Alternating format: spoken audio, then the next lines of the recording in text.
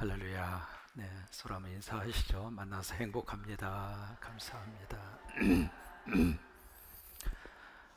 아, 출애굽기 3장을 가리켜서 뭐라고 제목을 붙이느냐면 모세의 무슨 장이냐면 소명장입니다. 지금 하나님이 지금 누구를 부르고 계시느냐면 누구를 부르죠? 모세를 부릅니다. 모세만 부르실까요? 아니면 우리도 부르실까요? 그래. 하나님 시대마다 하나님의 일을 위해서 누구를 들어 쓰시느냐면 사람을 들어 쓰십니다. 그래서 그 시대에 맞는 인물을 하나님이 찾으시고 그런 인물을 하나님께서 만들어 가시고, 그래서 하나님께서 그때그때마다 모세를 부르신 것처럼 여러분을 부르시고, 오늘 예배도 하나님이 부르셔서 이 예배에 오신 거예요. 다 하나님이 부르심에 응답해서 예배의 자리에 나올 수 있는 것이고 하나님의 사역을 감당할 수 있는 것이고 그러거든요. 성경에 사람의 이름의 숫자가 약 한 3만 5천 명 정도 사람의 숫자가 나옵니다. 이제 그렇게 많은 사람의 숫자, 이름의 숫자가 나온다는 이야기는 그만큼 하나님이 역사 속에서 사람을 귀하게 보신다, 그 이야기이고, 또 하나는 그만큼 하나님은 하나님의 역사를 사람을 통해서 일구어 가신다라고 하는 것을 우리에게 보여주고 있습니다. 그러면 하나님이 이 모세를 부르시는데 어디에서 하나님이 모세를 부르시는가? 어디에서 부르셨어요? 호렙산. 구체적인 장소가, 구체적인 현장을 성경이 소개를 하고 있죠. 어디에서? 무슨 나무? 딸기나무가 아닙니다. 떨기나무. 사도행전 7장에 보시면은 스데반의 설교가 나오거든요. 긴 스데반의 설교가 나오는데 이스라엘의 역사를 스데반이 압축 파일로 만들어서 설교의 소재로 씁니다. 근데 거기에 그 모세에 대한 부분이 출애굽기 7장 중간 부분에 끼어 들어가는데 7장 30절에 보시면은 거기서는 이제 어떻게 번역을 했느냐면 가시 나무 떨기라, 그렇게 번역을 했습니다. 그러니까 여기에 보시면은 떨기의 나무하고 가시나무 떨기하고 사실 같은 말입니다. 같은 말인데 이걸 이제 영어로 말하면 부시라고 하는 말을 쓰는데, 이 부시라고 하는 말은 덤플이라고 하는 뜻이에요. 덤플 또는 숲을, 그것을 영어로 부시라고 하는 단어를 쓰거든요. 그러니까 여기서 이제 나오는 떨기나무 또는 가시나무 떨기 같은 종류를 말하는데, 이것을 이제 어디서 우리가 좀 상상을 해볼 수 있느냐면 이스라엘 성지순례 가시면 그 기념품을 하나씩 사오거든요. 사오는데 빠뜨리지 않고 사오는 기념품이 하나 있습니다. 그것이 바로 뭐냐면 만화라고 하는 겁니다. 만화. 이 만화라고 하는 것이 바로 뭐냐면 등잔이에요. 등잔. 이제 등잔을 히브리 말로 만화라 그렇게 이야기하는데, 이 등잔에 촛대가 몇 개냐면 7개입니다. 가운데 중간에 있고 그리고 양쪽으로 3개 해서 7개. 그래서 이제 성지순례 갔다 온 기념으로 아주 그 아담하면서도 아주 깜찍하게 생겼어요. 그 만화라고 하는 것을 많이 사가지고 오시는데, 그 등잔에 있는 7개의 그 촛대로 이렇게 되어져 있는 그것이 무엇을 상징하느냐면 이 떨기나무를 상징합니다. 그래서 이제 거기에서 떨기나무가 이렇게 생겼구나라고 하는 것을 유추해서 볼 수가 있고, 또 하나 이제 떨기나무로 구체적으로 만날 수 있는 장소가 어디냐면 시내산에 가시면 거기에 이제 캐서린 수도원이 있습니다. 아주 오래된 수도원이에요. 그 시내산 바로 그 올라가는 그 입구에 캐서린이라고 하는 수도원이 있는데, 그 수도원 안에 가서 보시면 거기에 떨기나무가 있습니다. 근데 그 떨기나무에 가가지고 그리 많은 사람들이, 세계적으로 이제 많은 사람들이 시내산에 성지순례를 오지 않겠어요? 오는데 시내산에 와가지고 그 떨기나무가 궁금하니까 그 수도원에 들어가요. 문이 열려져서 개방이 되어져 있습니다. 들어갈 수 있거든요. 들어가서 전부 다 각자 이 떨기나무를 하나씩 다 꺾어가지고 가는 거예요. 그래가지고 제가 갔을 때는 철조망을 쳐놨더라고. 그래서 미안합니다, 제가 못 꺾어 왔습니다. 이게 신기하니까 그것을 전부 다 이제 조금씩 떨기나무를 이렇게 꺾어 가지고 가는. 그래서 그 캐서린 수도원에 가면은 이 떨기나무를 구체적으로 만날 수 있는 곳이 바로 거기에서 우리가 만날 수가 있습니다. 그런데 이 떨기나무를 히브리 말로 뭐라고 이제 되어져 있느냐면 세네라고 하는 말로 되어져 있습니다. 세네 또는 스네, 발음을 그렇게 합니다만은 이 떨기나무를 히브리 말로 세네라고 그렇게 이야기해요. 한번 해보실까요? 세네. 이게 왜 중요하냐면 이 세네라고 하는 히브리 말에서 어원이 돼서 나온 단어가 하나 있습니다. 그 단어가 바로 뭐냐면 시내라고 하는 말입니다. 시내. 이 시내에서 나온 것이 바로 무슨 산이냐면 시내산이에요. 그래서 이 시내산에 가서 보면은 이 떨기의 나무들이 굉장히 많이 발견을 할 수가 있고, 그러니까 흔히 사막지대에서 흔하게 볼 수 있는 관목 종류입니다. 어떤 이제 이게 낮에 뜨거운 태양빛이 이렇게 내려쬐면은요, 이 떨기 나무들이 같이 이렇게 막 바람에 의해서 막 그 길가에 막 굴러다녀요. 그런 것도 흔하게 볼 수 있는 덤풀이 이제 떨기나무라고 하는 나무입니다. 이 떨기나무에 하나님이 무엇으로 임해 오셨어요? 뭘로? 불로 오신 거예요. 그러면 이 떨기나무가 무엇을 말하고 있을까? 이게 상징적인 의미를 가지고 있거든요. 이 떨기나무는 구체적으로 무엇을 의미할까? 첫째로 히브리 사람을 말합니다. 히브리인. 그 당시에 유대인들, 히브리 사람들이 떨기나무와 같았다 그 말이에요. 아주 연약하고 볼품도 없었고 누구도 주목하지 않은, 흔하디 흔한 어떤 그런 인생을 살고 있는 히브리 사람들이 바로 떨기나무와 같았다 그 말이에요. 그 이야기는 그 연약한 그들 속에 누가 오셨어요? 하나님 오셨다 이 말이에요. 이제 그런 영적인 상징적인 의미를 가지고 있고, 두 번째로 여기 이제 떨기나무는 구체적으로 누구를 지금 의미하고 있을까? 모세를 말하고 있습니다. 지금 모세가 지금 하나님을 만났을 때의 나이가 얼마쯤 됐을 것 같아요? 몇 살쯤 됐어요? 사지선다형으로 해볼까요?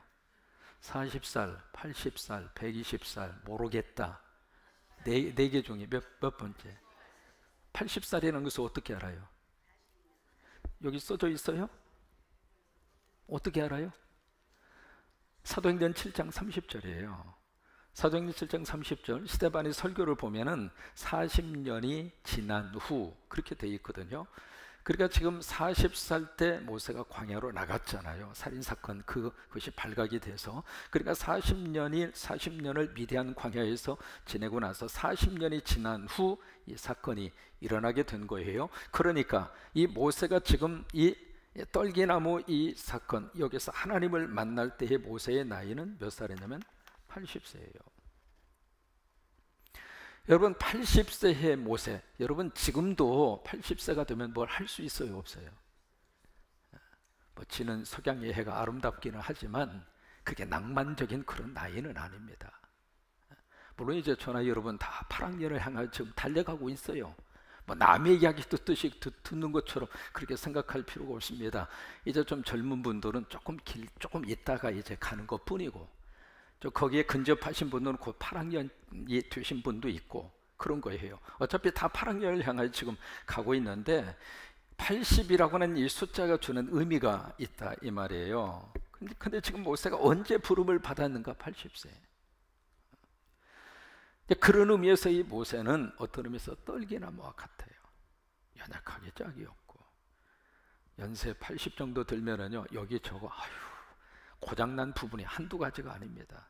벌써 이제 뭐 방앗간 사정도 안 좋아가지고 이게 뭘 딱딱한 걸, 전에는 그 엿이 그렇게 좋아하던 분들도 이게 엿을 보면 은근히 피할 수밖에 없나. 왜? 그거 먹다가 틀니 다 빠지거든. 이게 방앗간 사정만 안 좋은 게 아니거든요. 방송국 사정도 영 시원찮아요. 그래서 이게 잘 안 들려. 가끔 그런 이야기 들어요. 목사님 설교하실 때 큰 소리로 좀 하라고. 아휴, 여러분이 와서 해봐. 이게 설교 한두 번 하는 것도 아니잖아요. 맨날 설교할 때마다 큰 소리로 어떻게 합니까? 그런데 잘 안 들린다는 거예요. 이해가 가기도 해요. 왜? 방송국 사정이 안 좋아. 이 전파를 제대로 받아들이질 못하는 거예요. 그러다 보니까 참 묘합니다. 내가 잘 안 들리니까 내 목소리가 커지는 거예요. 커지는데 그 옆에 있는 사람이 들을 때에는 화가 난 것처럼 들리는 거예요. 화가 난 거 아닙니다. 나이 먹어봐요. 다 그 과정 걷는 거예요. 뭐 한두 가지 고장나는 부분이 아니거든요. 그러면 이 나이 80에 지금 모세도 마찬가지거든요. 어떤 의미에서 이 80이 된 모세, 그 인생은 떨기나무와 같다 이 말이에요. 연약하도 없고, 그리고 한없이 부족하고, 한없이 뭐 내세울 만한 것이 없는. 그런데 그런 모세에게 누가 오셨어요? 하나님이 오셨다 이 말이에요. 그 이야기는 두 가지 의미를 가지고 있습니다. 첫째로 80세 모세에게 하나님, 떨기나무 같은 모세에게 하나님이 오셨다는 이야기는 첫째로 어떤 의미를 가지고 있을까? 모세, 네가 하는 것이 아니라 내가 하겠다 그 말이에요. 참 이게 하나님의 역사하심입니다. 내가 하는 것이 아니라 나를 통해서 누가 하셔요? 하나님이 하시겠다는 거예요. 나는 다만 하나님이 나를 들어 쓰시도록 나를 하나님에게 드리면 돼. 그러면 나를 통해서 하나님이 하시겠다고 하는 거예요. 그러니까 80된 노인 그 떨기나무 같은 모세 속에 하나님이 오신 거예요.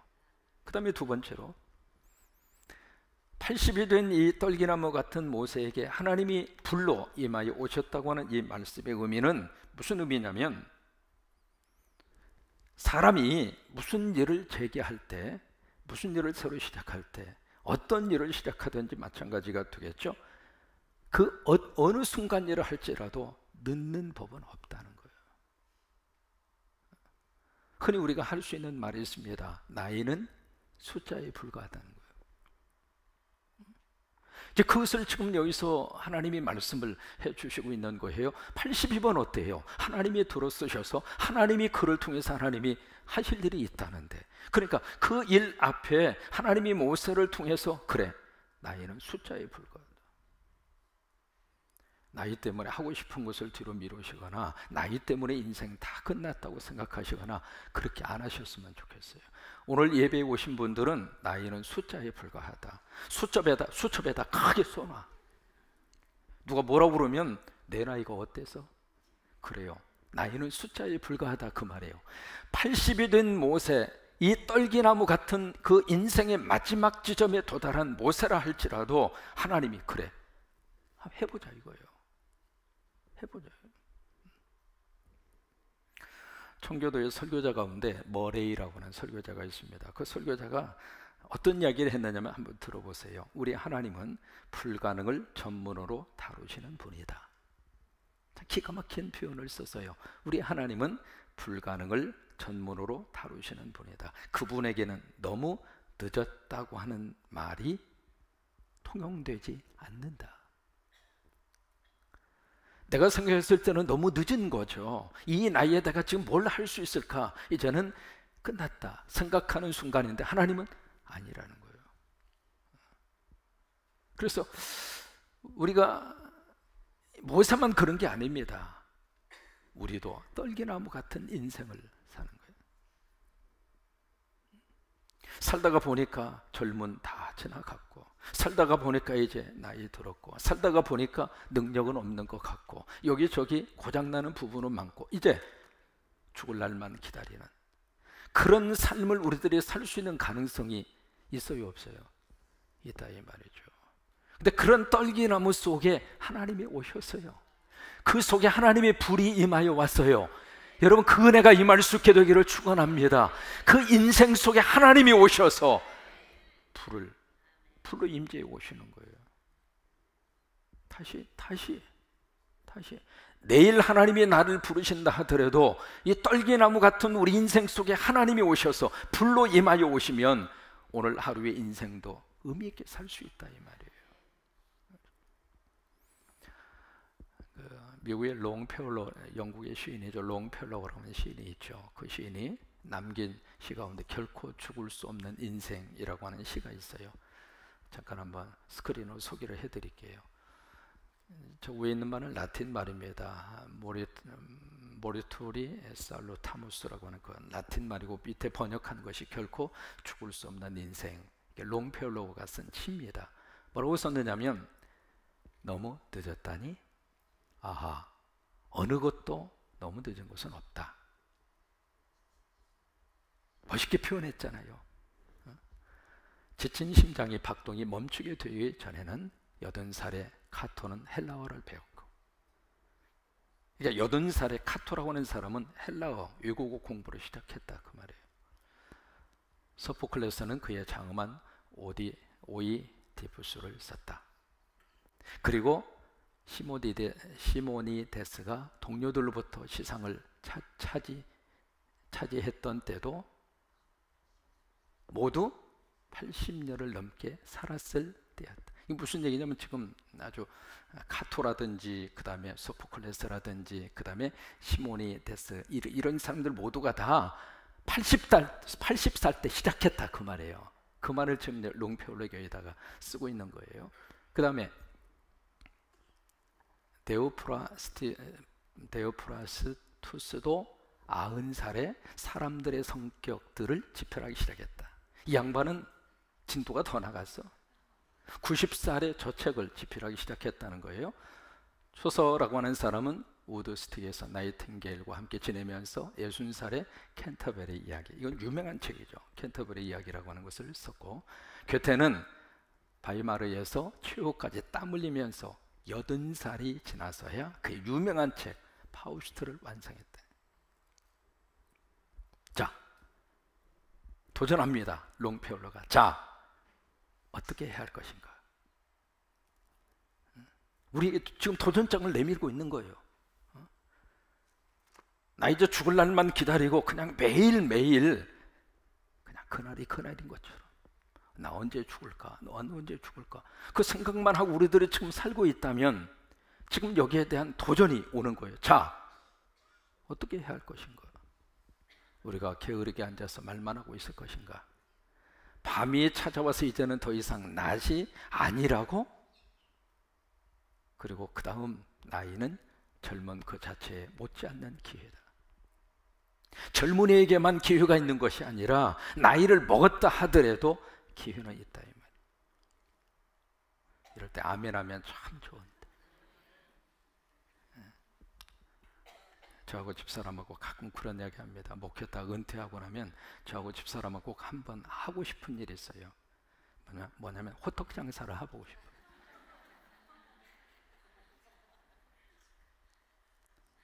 신학생 때 신림 7동에서 호떡 장사를 했어요. 한 달 동안. 그래서 호떡 장사 해가지고 한 달 겨울에 그 이제 청계천에 가서 그 재료를 사다가 그 이제 만들어서 호떡 저기를 팔아내서 그걸 이제 제대로 이제 호떡 이게 그 뭐라고 그러죠? 반숙 뭐라고 그러죠? 그게 잘 돼야 되잖아요. 근데 이게 어설퍼가지고 이게 하룻밤을 이렇게 보내야 되잖아요. 이불로 이렇게 뒤집어 써가지고 한 번은 너무 이스트를 너무 많이 넣어가지고 너무 부풀어 버렸고, 한 번은 너무 조금 더 가지고 부풀질 않은 거예요. 그래서 이제 호떡을 굽는데 이게요, 호떡 굽는 것도 보통 기술이 아닙니다. 너무 오래 두니까 이게 밑에 타버렸어. 그러니까 타니까 그냥 먹은 거지. 왜? 사 먹는 사람이 없으니까. 탔다고 먹고, 잘 익었다고 먹고, 설었다고 먹고. 그렇게 해서 이제 한 달 동안 호떡 장사를 해서 지금도 기억해요. 얼마가 남았느냐면 15,000원을 벌었어요. 할 그런 이유가 있습니다. 그걸 벌어서 뭘래 했는가? 그때 신림 7동에 아주 그 청소부 아저씨들이 너무 힘들었어요. 그러니까 청소부 아저씨들 장갑 사줬어요. 잘했죠. 신학생 때 그걸 했어요. 먹기 시작하니까 더 이상 호떡 장사를 할 수가 있어야지. 근데 은퇴하고 나면 그걸 좀 해보고 싶어요. 모르겠어요. 제가 이게 바로 앞에서 할지 아니면 미국 가서 할지 어디 가서 할지는 모르겠습니다만, 이게 아까 그 롱페올로가 참 우리에게 그런 도전을 주는 거예요. 다시 한번 보여줘 보세요. 마지막 그 부분 한번 다시 한번 띄워줘 보세요. 자, 어떻게 할 것인가? 나이는 젊은 그 자체에 못지않는 기회다. 그러니까 내가 지금 살아있다는 이야기는 아직도 기회가 있다 그 말이에요. 왜? 가시떨기나무 같은 우리 인생 속에 하나님께서 오시니까, 하나님의 불로 임하여 오시니까, 하나님이 오시면 우리 인생 새로 시작할 수 있다 이 말 아니에요. 그래서 다시 한번 그 부분 다시 띄워줘 보세요. 나이는 젊음 그 자체에 못지않는 기회다. 그 다음에 단지 다른 옷을 입었을 뿐이다. 그리고 저녁 미광이 사라질 때 하늘은 낮에 보이지 않던 별들로 가득 차게 돼. 롱페올로가 참 기가 막힌 낭만 시입니다. 보세요. 하늘에 낮이 보이지 않았을 때 그때는 이제는 뭐가 보여요? 별이 보인단 말이에요. 인생의 황혼역에 내 인생의 마지막 순간에 끝나는 순간이 있다 하더라도 그 순간에도 우리 인생은 찬란한 희망이 있다는 거예요. 전 롱페올의 유명한 저십니다. 그래요. 80세 떨기나무 같은 모세 속에 하나님이 오셨어요. 우리 인생 속에 하나님이 오셔서 우리 인생을 다시 한번 쓰시기를 바라고, 다시 하나님 우리를 불러주시기를 바라고, 이제 끝났다고 생각하지 마시고, 더 이상 할 일이 없다고 생각하지 마시고, 이제부터 하모니카를 보시든지 아니면 에어 댄스를 하시든지 영어를 배우시든지 뭘 요리 저기를 배우시든지 뭘 하시든지. 자 보세요. 4절입니다. 하나님이 오셔서 모세에게 구체적인 사명을 4절과 5절에서 지금 주시고 있습니다. 여호와께서 그가 보려고 돌이켜오는 것을 보신지라 하나님이 떨기나무 가운데서 그를 불러 이르시되 모세야 모세야 하시매 그가 이르되 뭐라고 대답해요? 내가 여기 있나이다. 이것은 이사야도 똑같이 응답을 해요. 이사야 6장이죠. 누가 우리를 위하여 갈고, 그때 이사야의 대답이 바로 이거예요. Here am I. 내가 여기 있나이다. 나를 보내소서. 5절에 보세요. 하나님이 이르시되 이리 가까이 오지 말라. 내가 선 곳은 어떤 땅이니? 모세가 거룩해서 거룩한 땅이 됐어요? 아니에요. 누가 거룩하니까? 하나님. 그래요. 내가 거룩해서 거룩한 사람이 되는 게 아니에요. 거룩한 하나님이 내 안에 들어오시니까 내가 거룩한 하나님의 백성이 되는 거죠. 이 강대상 자체가 거룩해서 거룩한 게 아니에요. 이 강대상을 들어 쓰시는 하나님이 거룩하니까 강대상이 거룩한 거죠. 하나님이 나를 들어 쓰시기 때문에 죄인이라 할지라도 냄새나고 부패하고 그렇다 하더라도 하나님께서 거룩하신 하나님이 내 안에 들어오셔서 내 인생을 붙들어 주시고 나를 구별해 주시고 하나님의 자녀로 삼아 주시고, 그러니까 거룩하게 되는 거죠. 그러면서 두 번째 5절을 보시면 내 발에서 뭘 벗어라? 신을 벗어라. 왜 신을 벗으라고 이야기했을까? 몇 가지 의미가 있습니다. 첫째는 그 당시 노예들은 신발이 없었어요. 신을 벗으라 그 이야기는 첫째로 너는 나의 종이다 그 말이에요. 누구의 종? 하나님의 종. 그런 의미에서 신발을 벗으라 그 말이에요. 지금까지 우리들이 신발을 신고 쭉 삶의 자리를 걸어와요. 그것을 우리는 이력서라고 그래요. 학교를 출입한 흔적을 학력이라고 그래요. 세상을 출입한 그 흔적을 경력이라고 그래요. 그것은 우리가 신발을 신고 지금까지 살아온 삶의 자취예요. 그렇잖아요. 근데 하나님이 이제는 네 신발 벗고 내가 신겨주는 신발을 신으라 그 말이에요. 지금까지는 네 인생을 네 스스로 살았지만은 이제는 모세 그러지 말고 내가 주는 사명을 가지고 내가 신겨주는 신발을 신고 내 일을 나와 함께 하자는 거예요. 그러면서 신발을 벗어라 그 말이에요. 여러분, 되게 신발이라고 하는 것은 신분을 상징합니다. 신발 하면 꼭 떠오르는 사람이 한 사람 있습니다. 그 유명한 필리핀의 이멜다 여사. 왜냐하면 그분이 신발이 몇 켤레가 있었느냐면 혹시 기억하셔요? 2000켤레. 그 2000켤레 신발을 하루에 한 번씩 신는다고 생각해 보아도 몇 년 걸릴 것 같아요? 세상에 그 많은 신발을 다 어디다 그렇게 정해 놓으셨나 모르겠어요. 근데 그 신발 가운데 가장 비싼 것은 한 켤레에 120만 원. 신발이 바로 지금 이 사회의 하나의 신분적인 것을 이렇게 드러내는 어떤 그런 것으로 신발이 작용을 하고 있는 거란 말이에요. 그걸 벗어라 이 말이에요. 또 하나 이 신발은 또 아주 깊은 의미가 있습니다. 신발 무슨 하나님이 신겨주는 신발을 신으라. 그 이야기는 바로 뭐냐면 네가 내 입장이 되라 그 말이에요. 지금까지는 네 입장으로 내 인생을 살았지만 이제는 내 입장이 되라 이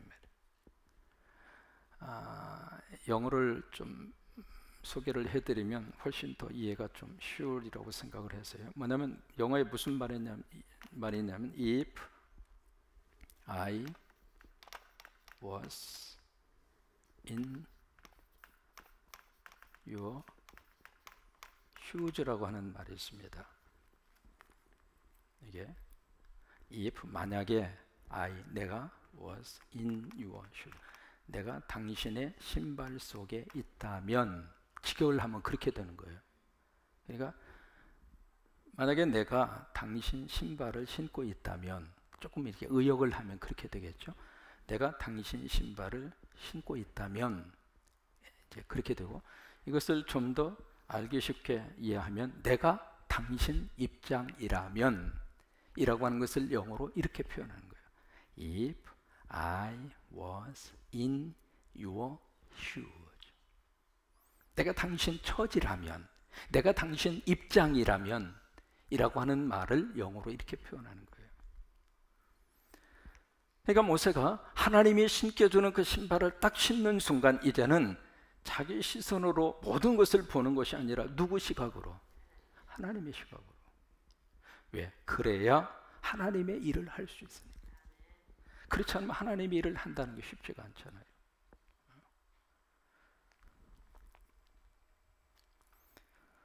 하나님이 이렇게 가시떨기 같은 그 속에 하나님이 오신 이유가 있습니다. 그 이유가 바로 7절이죠. 7절에 보면 여호와께서 이르시되 내가 애굽에 있는 내 백성의 고통을 분명히 어떻게 했어요? 보았어요. 그들이 그들의 감독자로 말미암아 부르짖음을 어떻게 했어요? 들었어요. 그리고 그 근심을 어떻게 했어요? 알았어요. 세 가지입니다. 그렇게 해서 8절 그 부분을 보시면 내가 내려가서 그들을 애굽인의 손에서 건져내고 그들을 그 땅에서 인도하여 아름답고 광대한 땅, 젖과 꿀이 흐르는 땅, 곧 가나안 족속, 헷 족속, 아모리 족속, 브리스 족속, 히위 족속, 여부스 족속의 지방에 데려가려 하노라. 누가 데려가요? 하나님이 데려가요. 그 하나님이 데려가고 싶은데 그 데려가는 그 일에 모세 너를 쓰겠다 이 말이에요. 그러니까 보세요. 하나님이 우리 교회를 통해서 뭔가 하고 싶은 일이 있어요. 그 일을 하고 싶은데 누군가를 통해서 하고 싶은 거예요. 십자가 필요한 그곳에 십자가를 세우고 싶어요. 왜? 절박한 심정으로 거기서 하나님 우리 건물 교회당 좀 하나님 짓게 해달라고. 근데 물질적으로 이게 안 되는 거예요. 아무리 애를 써도 그 교회당을 지을 만한 능력이 안 돼요. 그러니까 기도할 수밖에 없죠. 근데 그 기도를 하나님이 들으시고 누군가를 통해서 그 일을 하고 싶은데 하나님이 성광교회를 통해서 하고 싶은 거예요. 근데 결과적으로 그 일을 시작한 분도 하나님이시고 그 일을 완성시키는 분도 하나님이세요. 근데 중간에 누가 필요한가? 그 일에 대해서 쓰임받는 사람이 필요해요. 왜 그럴까? 그 하나님께서 그를 통해서 하나님이 주실 축복이 있으니까 그런 거예요.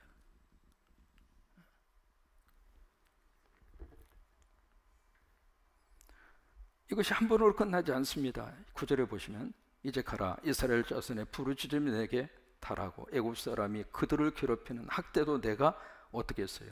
보았다. 그 다음에 16절에 가서 보시면 너는 가서 이스라엘 장로들을 모으고 그들에게 이르기를 여호와 너희 조상의 하나님 곧 아브라함과 이삭과 야곱의 하나님이 내게 나타나 이르시되 내가 너희를 돌보아 너희가 애굽 땅에서 당한 일을 확실히 어떻게 했어요? 그래서 하나님이 떨기나무 속에 불로 임하여 오셔서 모세를 부르시고 모세를 통해서 그 일을 하고 싶어 하시는 거라 이 말이에요.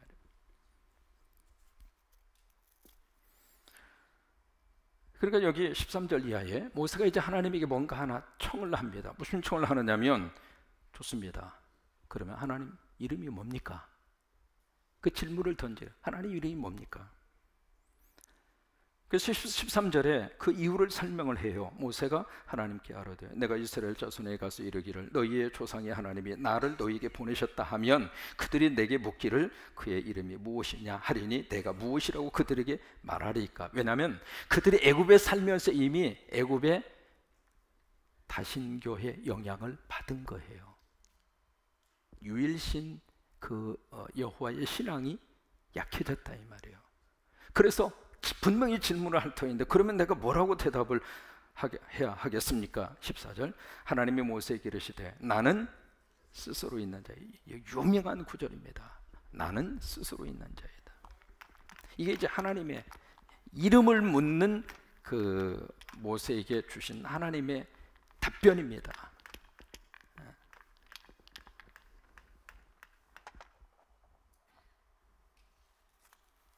나는 어떻게 해요? 스스로 있는 자. 이것이 이제 원래 초기로 한번 표현을 하면 에흐에 아 쉘 에흐에 이렇게 돼 있어요. 그러니까 에흐에 아쉘 에흐에, 그러니까 에흐에와 에흐에가 두 번 들어있다 이 말이에요. 이것을 우리말 번역에 나는 스스로 있는 자다 이렇게 번역을 한 거죠. 영어 번역에 보시면 I am who I am 이렇게 번역을 한 겁니다. 왜냐하면 원래 히브리 말로 에흐에 그게 I am이거든요. 아슈엘은 who, 인칭 대명사 who, 그 다음에 에흐에 I am 이렇게 된 거예요. 이게 영어 이 히브리 말을 직역을 한 거예요. I am who I am.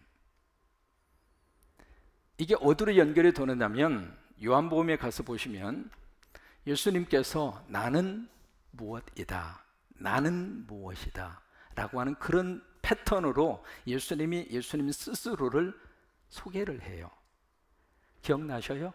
나는 길이다, 나는 진리다, 나는 생명이다, 나는 양의 문이다. 그 나는 무엇이다 그 말을 영어로 말하면 I am이에요. I am. 그러니까 이 출애굽기에서 말씀을 하시는 에흐에 아쉘 에흐에가 신약으로 가서 보시면은 에고 에이미, 이건 히브리어고 에고 에이미, 이것은 이제 신약을 기록한 헬라어입니다. 그러니까 신약으로 가면 에고 에이미 이렇게 되는 거예요. 한번 해보실까요? 에고 에이미. 이 에고라고 하는 말에서 나온 말이 뭐냐면 에고이즘, 아주 자기밖에 모르는 사람, 그걸 에고이즘이라고 해요. 에고이즘. 그 에고이즘이라는 말이 여기서 나온 거예요. 에고 에이미. 성경에 하나님의 이름을 묻는 케이스가 딱 3번 나옵니다. 첫 번째가 창세기 32장, 유명한 그 야곱의 야복강가에서 밤이새도록 막 씨름하잖아요. 새벽녘이 돼서 놔라, 놓을 수 없습니다. 막 그래요. 그때 이제 야곱이 물어요. 당신 이름이 뭡니까? 그렇게 물어요. 이제 물으니까 거기에 천사가 뭐라고 답변하냐면 너 왜 내 이름 물어? 그래요. 그로 끝나요. 그 다음에 두 번째 나오는 구절이 사사기 13장입니다. 거기 유명한 삼손이 태어나는 탄생의 과정을 성경이 기록을 하면서 거기 이제 삼손의 아버지가 마누아거든요. 그 마누아, 이제 부인에게 갑자기 주의 천사가 와가지고 아들을 낳을 것인데 절대로 포도주나 독주 입에 대지 말고, 왜? 태어나는 순간부터 나실인이다. 그러니 그렇게 해라. 그래서 이제 받고 나서 그 다음에 남편이 와서 그 이야기 하니까 이 남편이 이상해. 그러면 나한테 다시 찾아와가지고 똑같은 이야기를 해줬으면 좋겠다고. 그러니까 그 말을 하나님이 듣고 그 천사가 또 와요.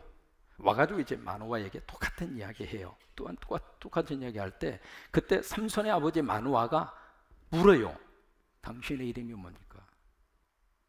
그러니까 당신의 이름이 뭐예요? 그렇게 물으니까 그때 이제 거기서는 대답을 합니다. 이름을 대답을 하는데 뭐냐면 나는 기묘자라.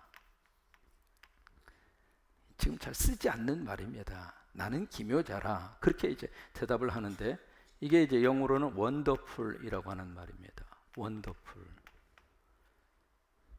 난 원더풀이다. 이 이름이 이상하잖아요. 난 원더풀이다. 예? 근데 이게 이제 이 원더풀로 이제 이야기를 하고 있습니다만은 조금 더 깊이 들어가서 보면은 그 원래의 뜻이 바로 뭐냐면 네가 이해할 수 있는 내가 아니다, 그 뜻이에요. 그게 이 출애굽기 3장에서도 똑같이 나타나는 거예요. 보세요. 나는 스스로 있는 자이다. 이것을 영어를 우리말로 번역하면 그렇게 번역할 수 있거든요. 나는 나다, 그 말이에요. 여러분 어떻게 이게 이름이 되느냐고. 그러면 보세요. 지금 하나님이 이름을 주신 거예요? 이름을 안 주신 거예요? 이름을 안 주셨다 이 말이에요. 왜 그럴까? 사람은 참 묘합니다. 그것을 이름을 딱 붙이는 순간, 그것을 인간적인 언어로 딱 개념화 시키는 순간 그때부터 뭐가 있는가? 사람은 그것을 소유하고 싶어 하는 거예요. 그리고 그 이름을 딱 붙이는 순간 그 이름 속에 그 존재 자체를 가두려고 그래요. 그게 인간입니다. 예를 들면 차상령. 그럼 차상령이라고 하는 이름 속에 저에 대한 모든 이미지를 거기다가 다 집어넣고 싶은 거예요. 뭐든지 다 그래요. 그러니까 하나님의 이름도 마찬가지거든요. 인간의 언어로 하나님의 이름을 딱 제시하는 순간 그 언어 속에다가 하나님을 가두는 거예요. 한국말로 가두든지 히브리어로 가두든지 미국말로 가두든지.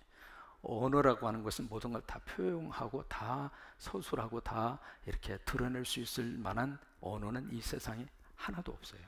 언어라고 하는 것은 지극히 제한적입니다. 그러니까 그래서 이제 하나님이 이것을 이름을 그렇게 제시를 안 한, 무슨 얘기냐? 하나님은 인간의 언어로 개념화될 수 있는 분이 아니다, 그 말이에요. 그래서 하나님이 이름을 안 주신 거예요. 그럼 우리가 지금 부르고 있는 하나님의 이름이라는 이 이름은 무슨 의미일까? 그것은 야훼라고 하는 말에 대한 번역으로 지금 우리가 쓰고 있는 것뿐이에요. 하나님의 고유명사가 아닙니다. 그러면 여기서 이제 구체적으로 설명을 해요. 그러면 여기 불꽃 가운데 나타난 하나님이 어떤 하나님인가? 첫째로 창세기 기록된 족장의 하나님이다. 그게 하나님에 대한 선언입니다. 6절에 보시면 이르시되 나는 내 조상의 하나님이니 아브라함의 하나님, 이삭의 하나님, 야곱의 하나님이라. 이게 지금 불꽃 이 떨기나무 속에 나타난 하나님이 어떤 존재인가라고 하는 것을 여기 6절에서 그렇게 밝히고 있죠. 그 다음에 15절에 보시면 하나님이 또 모세에게 이르시되 나는 이스라엘 자손이 이같이 이르기를 너희 조상의 하나님 여호와 곧 아브라함의 하나님, 이삭의 하나님, 야곱의 하나님께서. 조상의 하나님. 무슨 얘기냐면 지금 우리 가운데 나타난 그 하나님은 어떤 하나님이어야 하는가? 성경에 등장하신 하나님.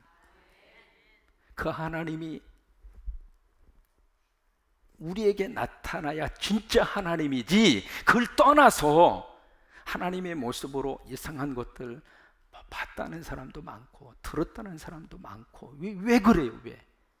성경을 떠나서 등장하는 하나님의 존재는 캐션 마크라 이 말이에요. 그 다음에 두 번째, 그럼 하나님을 어떻게 우리가 알아갈까? 알아갈 수 있는 방법은 이렇게 하면 우리가 알아요. 구원의 역사에 동참함으로 하나님께서 일을 하고 있는 현장이 구원의 역사의 현장이거든요. 하나님이 일을 하시는 구원의 역사의 현장에 동참함으로, 또 하나 하나님이 주신 그 말씀 앞에 순종함으로 하나님을 알아가는 거예요.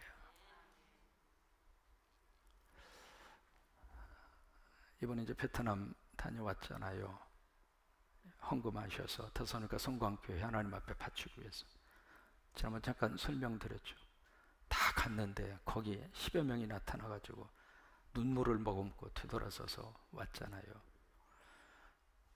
그래서 이대로 갈 수 없다 싶어서 가던 차를 딱 세우고 길가에서 기도했어요. 우리가 몸은 못 가지만 하나님 그 교회당 나중에 사진을 통해서 우리가 확인을 다 했으니까 건축이 잘 이루어졌으니까 그러고 나서 이제 한 30분 정도 와서 시내에 같이 생긴 거기 그 교회를 목회하는 거기에 타이라고 하는 목사님 오시라고 그래서 같이 식사를 하고 같이 대화를 나누고 준비한 선물도 드리고 그랬어요. 물었습니다. 어떻게 돼서 당신은 목사가 됐습니까? 왜냐하면 그 스팅족이라고 하는 게 지난번 소개한 대로 베트남의 1억 인구 가운데 스팅족은 5만 명밖에 안 살아요. 그리고 이 사람들이 너무 박해를 많이 받은 거예요. 왜냐하면 베트남 전쟁 때 산골 속에 산 속에서 이분들이 살면서 미군들의 길을 안내해 준 거예요. 스팅족이 산골에서 길을 너무 잘 알으니까. 그래서 그것이 이제 미운털이 베껴가지고 얼마나 많은 박해와 시련과 고난이 있었는지 뭐 상상할 수 없을 정도 그렇게 고난을 받았겠죠. 근데 어떻게 돼서 당신이 예수 믿고 목사가 됐느냐고 그렇게 이제 궁금해서 물으니까 그 이야기를 쭉 하더라고요. 제가 베트남말로 다 들은 것이 아니라 옆에서 통역을 해주어서 내가 들은 거예요. 그래서 지금도 기억나는 것이 바로 뭐냐면 자신이 이제 몸에 병들었는데 그 병을 기적적으로 예수님을 통해서 치유함을 받았고 동네에 그런 질병에 시달린 사람들이 예수님 믿음 안에서 기적적으로 치유함을 받았고 그게 하나의 계기가 된 거예요.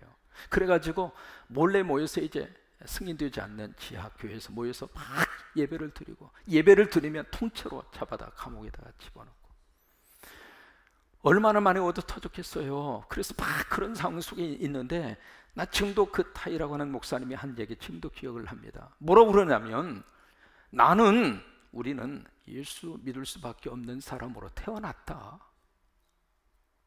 그러니 당신이나 나나 이렇게 힘들게 저기하지 말고 그렇게 우리를 박해할 거 비판할 것 같으면 차라리 죽여라. 그게 우리 훨씬 더 낫겠다. 그렇게 이제 당차게 나간 거예요. 그렇게 해서 결국 그 교회가 세워지게 됐고 그분 중심으로 해서 지금 그쪽에 스팅족이 약 200명 정도가 군데군데 모여서 예배를 드리고 있다고. 그분은 하나님의 구원적인 역사 속에 참여하면서 하나님을 만난 거예요. 그 하나님이 누구라고 하는 것을 알아간 거예요. 그러니까 하나님의 구원적인 역사 속에 참여할 때 우리가 하나님을 알게 돼요.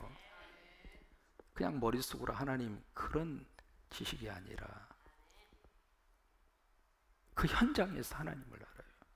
현장에서. 그 다음에 두 번째 마지막으로 왜 떨기나무 속에 하나님이 오셨을까? 가장 연약한 자들 속에 가장 못난 사람 속에 왜 하나님이 오셨을까? 이제 인생 끝나가는 사람에게 왜 하나님이 오셨을까? 좀 더 화려한 곳에 웅장한 곳에 멋지게 성공한 사람 속에 하나님이 오셨다면 얼마나 하나님이 더 큰 일을 하실 수가 있을까? 그 생각을 하는데 하나님 그렇게 일하시는 분이 아니라고 하는 거예요. 화려한 곳, 모든 사람들의 주목을 받는 성공한 곳, 거기에 하나님께서 오시고 거기서 하나님의 불로 임하여 오시는 케이스는 지극히 적습니다. 없다는 이야기가 아닙니다. 있습니다. 그러나 지극히 작습니다. 어느 때 하나님이 우리에게 임하여 오시는가? 가장 약한 자로 있을 때.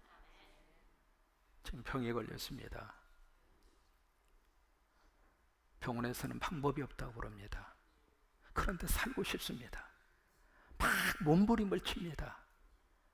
그 순간에 하나님이 오시는 거예요.